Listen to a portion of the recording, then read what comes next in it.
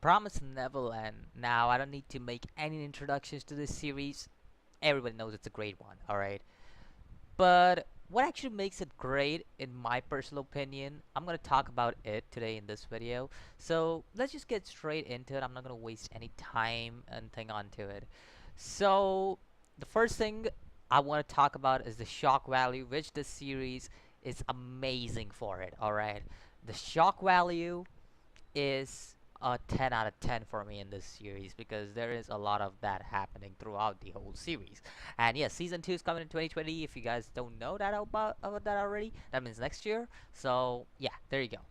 But uh the shock value, I spoke about this in one of my recent videos. I think it was a week two ago that I spoke about it, and I spoke about how I weigh shock value personally, and that's what I'm speaking about when it comes to Promise Neverland. It has the shock value. It its weight is uh like it's doubled when it comes to shock value. The weight of the shock value, it's doubled in this series, and one of the big reasons is, I think so, it's just since the get-go the series changes its tone completely from what it actually starts off at, because the series what the series actually starts off with uh it starts off with a very cheerful mood and everything, and all of a sudden you got a no happening, and you just see all the shit go down from there onwards. It's not only about that, but also about the mind games that are played throughout the parade. I don't know why I'm losing my words. Like what? Yeah, but the mind games that are played throughout the series. For example, it's about this children. I just speak. Did I just go Russian in for a second? I don't know. I went. I think so. I went Russian for a second. I don't know why. uh, but yeah, the children in the series, these children, this three, Ray, Norman, Emma. Later on, there are more, but for the first few episodes, these children face off against this mind games that the the caretaker is playing throughout the series, and it makes that's what makes this series so much more interesting, because it's about someone, this intelligent children. And I'm gonna be very spoiler free. I try to be as much spoiler free as I can. All right, I'm not gonna get much into spoiler details, because if you guys haven't watched it, you guys need to watch Promise Neverland. It's one of the greatest series I've ever seen when it comes to psychological horror type of atmosphere, because this is definitely a psychological horror type of atmosphere, which I really love. And personally, when it comes to movies, horror is my favorite genre without a doubt, even games.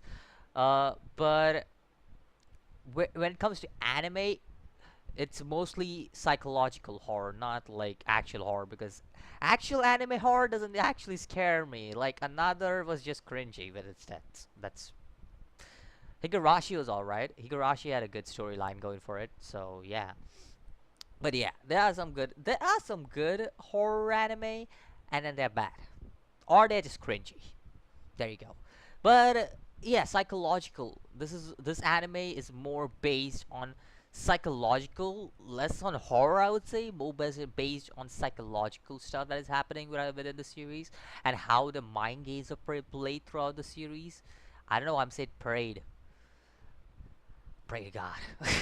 But yeah, uh, like I said, the children in the series are intelligent, and they are going up against someone who have been in their position and become the caretaker of that certain home. And yeah, that's pretty much it for basic stuff. Now, again, I'm gonna try to be as much spoiler free as possible. Throughout the series, we have certain events which just shock me, and I'm like, whoa, that is some unexpected stuff that's happening right over there. And especially the ending shocked me really.